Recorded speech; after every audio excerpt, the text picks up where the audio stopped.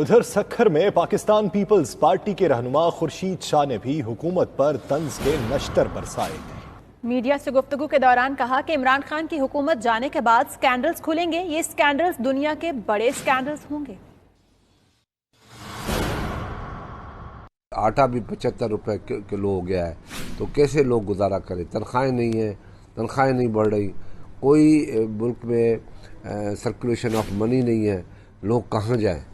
آج 150 روپے چینی لے رہے، 150 روپے پیٹرول لے رہے، پیٹرول کبھی 150 پہنچا، اب یہ پیٹرول پہ بھی لگے ہوئے ہیں کہ 200 روپے پہ پہنچا دیں، ڈالر کو بھی 200 روپے پہ پہنچا دیں۔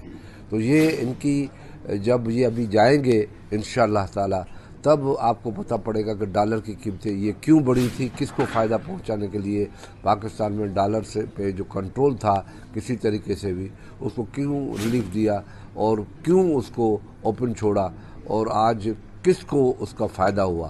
یہ پاکستان کا دنیا کا سب سے بڑا اسکینڈل ہوگا۔